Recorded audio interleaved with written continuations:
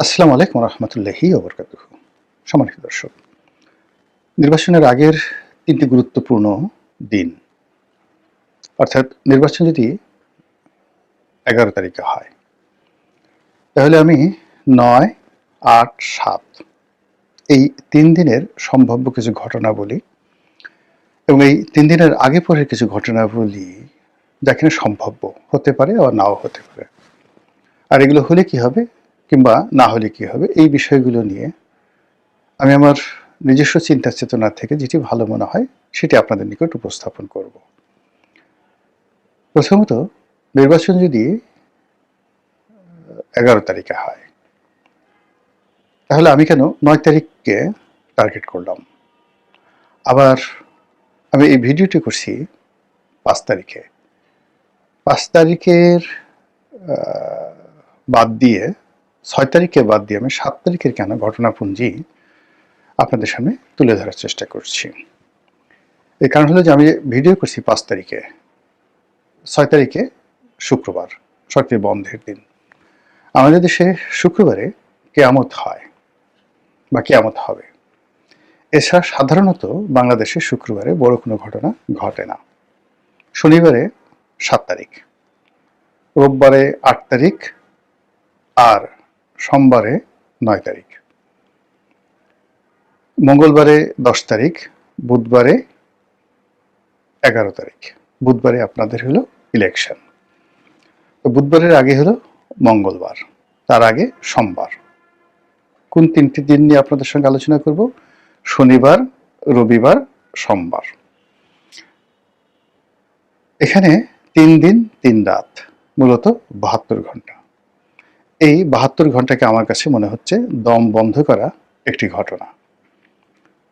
কি কি ঘটতে পারে, কেন ঘটতে পারে সে বিষয়গুলো বলবো। তার আগে প্রকৃতির কিছু লীলা খেলা বা ইতিহাসের কিছু লীলা খেলা আপনাদেরকে বলি।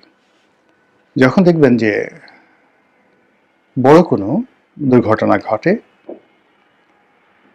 কিংবা প্রকৃতিতে বড় কোনো পরিবর্তন আসে কিংবা কালবৈশাখী আসবে, ঘূর্ণিঝড় আসবে, সুনামি আসবে, তার আগে নির্দিষ্ট পরিমাণ আগে কতগুলো লক্ষণ প্রকৃতিতে ফুটে ওঠে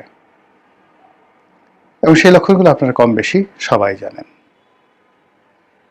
আপনার সুনামির আগে, কালবৈশাখীর আগে প্রকৃতি অনেকটা নিস্তব্ধ হয়ে যায়, বাতাস প্রবাহিত হওয়া বন্ধ হয়ে যায়।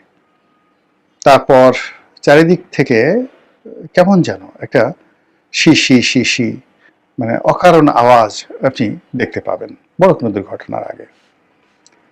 তো সেই দিক থেকে যদি ১১ তারিখে খুব ভালো একটি নির্বাচন হয়, আপনি চারিদিকে একটা মুখরিত অবস্থা দেখতে পাবেন, গুনগুন গুনগুন আওয়াজ, প্রকৃতিতে একটি সঙ্গীত, এবং এই সঙ্গীতটা বাজতে থাকবে এই শনিবার থেকে, শনি রবি সোমবার, এবং সেই সঙ্গীত কেউ থামাতে পারবে না।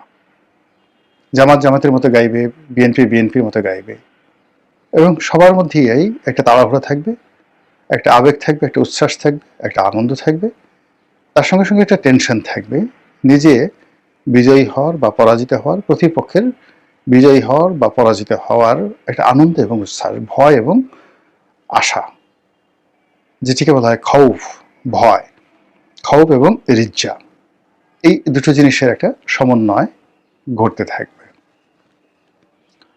আর যদি ধরুন নির্বাচনে কোনো অশনির সংকেত থাকে, আপনি দেখবেন যে শনিবার থেকেই সবকিছু নীরব হয়ে গেছে, কোথাও কোনো গুনগুনানি নেই, মানুষ খুব সতর্কভাবে পা দিচ্ছে, আর রাস্তাঘাটে চলাফেরা ভীষণ রকম কমে গেছে।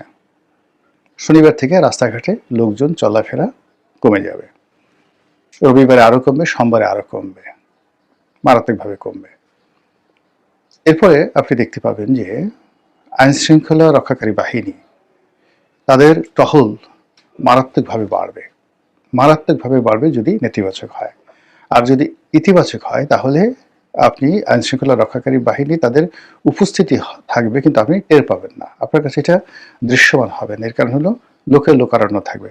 তো বহু সংখ্যক লোকের মধ্যে দৌড়দৌড়ি, ছুটোছুটি, ঝাপাঝাপির মধ্যে, আনন্দের মধ্যে, গুঞ্জনের মধ্যে মিলিটারি গাড়ি কটা এলো, পুলিশি গাড়ি কটা গেল, আনসার কি করলো, ভিডিবি কি করলো, এগুলো নিয়ে আপনার চিন্তা করার কোনো সময় থাকবে না। ঘরে ঘরে ঘরে ঘরে প্রার্থীদের যারা লোকজন রয়েছে, শেষ সময়টাতে তাদের অত্যাচারে আপনি অতিষ্ঠ হয়ে পড়বেন। প্রত্যেকটা লোক আপনার ঘরে ঘরে যাবে, কিন্তু এর যদি বিপরীত ঘটনা কোনো কিছু হয়, ঘরে কেউ যাচ্ছে না, আপনি নিশ্চিত ঝিম মেরে থাকতে পারেন যে খবরাখবর আপনার জন্য ভালো হবে না। অন্য একটা বিষয় রয়েছে, সেই বিষয়টা হলো এই পৃথিবীতে মানুষের মুখ দিয়ে যা বের হয় প্রকৃতি তাই ঘটিয়ে দেয়। কখনো এমন কোনো ঘটনা ঘটেনি যে ঘটনা ঘটার পর সকল মানুষ আশ্চর্য হয়ে গেছে। যেমন ধরুন শেখ হাসিনার পতন হলো, বহু মানুষ বলেছে যে এর পতন হবে এবং তাকে পালিয়ে যেতে হবে। তো সে যখন নিজে শেখ হাসিনা এর দ্বারা কতটা প্রভাবিত হয়েছেন যে তিনি নিজে বলতে বাধ্য হয়েছেন তিনি পালাবেন না, তার আশেপাশের লোকজন তারা বলেছে যে পালাবে না, আওয়ামী লীগের অস্তিত্ব থাকবে না, আওয়ামী লীগের অফিস খোলার মতো কোনো লোক থাকবে না। বলেন তো, এই কথাগুলো কি 2014 সন থেকে ঘাটে পথের সমস্ত মানুষ বলেনি? সবাই বলেছে এবং সেই ঘটনা ঘটে গেছে।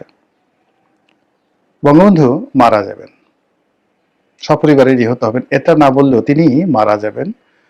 তার মানে পরিষদ বর্গ, তার নিজের আত্মীয় স্বজন, বিশেষ করে তার ভাই, অন্যান্য যারা আছেন নিকট আত্মীয়, আমি নাম বললাম না, এদের অত্যাচারে জুলুমে মানুষ অতিষ্ঠ ছিল, ভীষণ রকম অতিষ্ঠ ছিল। ফলে কি হলো, যে যার অবস্থান থেকে বলতেন যে সর্বনাশ ঘটবে, নির্বংশ হবে, অপঘাতে মারা যাবে, এই সমস্ত কথাবার্তা কিন্তু ৭৩ সন থেকেই বলা শুরু হয়েছিল। প্রকৃতিতে সেই ঘটনা ঘটে গেছে। জিয়াউর রহমানের ক্ষেত্রে প্রযোজ্য। জিয়াউর রহমানের ক্ষেত্রে একটার পর একটা মিলিটারি কু হলো, আর অন্য যে ঘটনাগুলো হলো, সবাই আফসোস করতো না জানি কখন মরে যায়। সেই ঘটনাই ঘটল। এরপরে অন্যান্য যারা আছে, প্রেসিডেন্টের সাথ, জিয়াউর রহমান সাহেব, তাদের কথা বাদ দেন, বেগম জিয়ার কথাই চিন্তা করেন। এখন বেগম জিয়ার যে রাজকীয় জীবন, সেই রাজকীয় জীবনের সঙ্গে তার যদি মৃত্যু, অনেক মানুষ জানাজায় হাজির হয়েছেন, কিন্তু মৃত্যু পূর্ব সময় তার যে নিঃসঙ্গতা, তার যে অসুখ, তার যে বিসুখ, তার যে কষ্ট, তার চোখের সামনে তার যে মনোবেদনা, সবকিছু তিনি একেবারে গাছ পাথর হয়ে গিয়েছিলেন, শোকে মুহ্যমান হয়ে গেছিলেন। তো সেই মানুষটি মৃত্যুর আগে একবার দুইবার তিনি শুধু হেসেছিলেন শেখ হাসিনার পতনের পর। এই যে জীবনের ট্র্যাজেডি, এই ট্র্যাজেডির কারণটা কি? এই ট্র্যাজেডির কারণ আপনারা যদি খুঁজতে যান, তাহলে অনেক কিছুই দেখতে পাবেন, বুঝতে পাবেন, যার ফলে আপনি একটা অনুসিদ্ধান্তে পৌঁছতে পারবেন যে এই পৃথিবীতে কোনো কিছুই আনটার্ন যায় না। আপনি যতটুক ভালো কাজ করবেন, সে ভালো কাজের মূল্যায়নে পৃথিবী আপনাকে দেবে। শেখ হাসিনা যত ভালো কাজগুলো করেছেন আমরা বলছি, কিন্তু তার সঙ্গে সঙ্গে তার মন্দ কাজ যেগুলো হয়েছে, একটা মন্দ কাজের জন্য তিনি এই পৃথিবী থেকে শাস্তি না পেয়ে যাবেন না। এটাই পৃথিবীর নিয়ম। এখন তারেক রহমান সাহেব আছেন, শফিকুর রহমান সাহেব আছেন, ডক্টর মোহাম্মদ ইউনূস আছেন, এদের ক্ষেত্রে একই নিয়ম প্রযোজ্য। সেনাপ্রধান আছেন, গত 17 মাসে যা কিছু হয়েছে, এই যা কিছু হয়েছে এর মধ্যে কোন কথাগুলো সামনে চলে আসছে এবং যাকে বলা হয় বারবার মানুষ আলোচনা করছে। প্রথমত হলো মাস্টার মাইন্ড, এরপরে হলো ম্যাটিকুলাস ডিজাইন, এরপরে হলো পুলিশ হত্যাকাণ্ড, থানা পোড়ানো। পক্ষে পক্ষে কিচ্ছু বলছে না, কিন্তু মানুষ এগুলো নিয়ে কথাবার্তা বলছে। তো ম্যাটিকুলাস ডিজাইন, থানা পোড়ানো, এরপর হলো যাবে না, উনি যাবে না, এত সহজে ছাড়বে না। মানে এগুলো একজন দুজন নয়। যদি কেউ বলে থাকে যে উনি চলে যাবেন যথাসময়ে, উনি ভদ্রলোক মানুষ, এদের সংখ্যা যদি একজন হয়, উনি চলে যাবেন না, এদের সংখ্যা 1000 জন। তো এই যে উনি থাকবেন না, উনি চলে যাবেন, এরপর আসলো কি গুপ্ত শক্তি, জামাত ইসলামিক দলগুলো, ক্ষমতায় আসবে। তারপর ম্যাটিকুলাস ডিজাইনে ইলেকশন ইঞ্জিনিয়ারিং হবে, গুপ্ত শক্তি জাল ভোট দেবে। ফলাফল যে কি হবে, ভোট কেন্দ্রে যে কত লোক যাবে, এই বিষয়গুলো নিয়ে প্রতি মুহূর্তে লোকজন বিতর্ক করছে। এই বিতর্কের কারণে আপনারা ধরে নিতে পারেন যে গত 17 মাসে যে বিতর্কগুলো, যে কথাগুলো বহুবার উচ্চারিত হয়েছে, এই কথার বাইরে 11 তারিখে কিছুই হবে না, কখনো কিছু হবে না। মিরাকেল বলে কোনো কিছু হবে না। যা কিছু ঘটে তার আগে তার সব কিছু বর্তে থাকে, প্রকাশিত হতে থাকে, সেগুলো আওয়াজ তৈরি করতে থাকে এবং সেই আওয়াজের একটা প্রতিফলন ঘটতে থাকে। যেমন ধরুন, সারপ্রাইজিংলি যে ঘটনাগুলো ঘটেছে সেটা হলো 2014 সালের নির্বাচনের ফলাফল সারপ্রাইজিং। নির্বাচনের পর আমরা আশা করিনি যে 5 বছর থাকবে, সারপ্রাইজিং।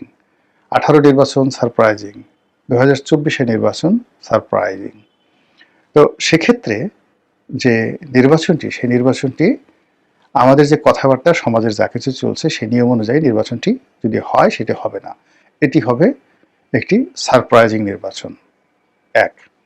আর আমরা যদি সারপ্রাইজিং মানে ম্যাজিক্যাল, থান্ডারিং, তারপরে যাকে বলা হয় অ্যাস্ট্রোনাস্টিং, এরপরে আরও অনেক কিছু ইংরেজি শব্দ আপনি যদি যুক্ত করেন, বাংলাতে আপনি যদি সেগুলো বলেন, তাহলে যে যা দেখলে আপনি কিংকর্তব্য বিমূঢ় হয়ে যাবেন, থান্ডার্ড হয়ে যাবেন, বজ্রাহত হয়ে যাবেন, তারপরে আপনি যাকে বলে এখন বেকুব হয়ে যাবেন, তারপরে আপনি যাকে বলা হয় এটা কি করে হলো আফসোস করবেন। এই ধরনের নানা বাংলা শব্দ হতে পারে নির্বাচনের যে ফলাফল ইত্যাদি সবকিছু নিয়ে। কিন্তু নির্বাচনের আগে এবং পরে যে ঘটনাগুলো ঘটবে, চূড়ান্তভাবে যে ঘটনাগুলো ঘটবে, যেটি একটি অধ্যায়ের সমাপ্তি ঘটবে এবং একটা নতুন এরা তৈরি করবে। সমাপ্তি ঘটবে হলো যে ধরুন ডক্টর মোহাম্মদ ইউনূসের রাজত্বের সমাপ্তি ঘটবে, আর যারা ক্ষমতায় আসবে তাদের একটা নতুন এরা তৈরি হবে। এটা অবশ্যই হবে এই যে গত 17 মাসে যে ন্যারেটিভগুলো তৈরি হয়েছে সেই ন্যারেটিভের ভিত্তিতে। আর এই যে ন্যারেটিভগুলো, যেগুলোর ভিত্তিতে একটা নতুন এরা তৈরি হবে এবং একটা গ্রুপ ক্ষমতা থেকে চলে যাবে আর একটা গ্রুপ আসবে। এদের এই সমস্ত রসায়নগুলো, কাটাকাটিগুলো, গুতোগুতিগুলো, এদের যে পর্দার আড়ালের সমস্ত খেলাধুলাগুলো, যা কিছু সম্ভব সব কিছু এই 3 দিনে, মানে শনিবার 7 তারিখ, 8 তারিখ, 9 তারিখ, রবিবার, সোমবার, এই 3 দিনের মধ্যে এই জিনিসগুলো অবশ্যই ঘটবে। যেটা বললাম, যদি ইতিবাচক কোনো কিছু ঘটে তাহলে এক ধরনের ফলাফল, আর নেতিবাচক যখন ঘটবে তখন ওই সিমটমগুলো আপনি দেখতে পারবেন যে আগের সময় বলছি বেশ কিছুক্ষণ আগে। মহান আল্লাহ সকল দুর্ভোগ দুর্দশা থেকে, অজানা আশঙ্কা থেকে, ভয় এবং ভীতি থেকে এবং এই পৃথিবীর অনিষ্ট থেকে, অশরীরী আত্মাদের অনিষ্ট থেকে, শয়তানের অনিষ্ট থেকে এবং নফসের অনিষ্ট থেকে এবং মহান আল্লাহর ক্রোধ থেকে আমাদের সবাইকে, আমাকে সহ, আমার পরিবার সহ আপনাদের সবাইকে রক্ষা করুন, হেফাজত করুন। আসসালামু আলাইকুম ওয়া রাহমাতুল্লাহি ওয়া বারাকাতুহু।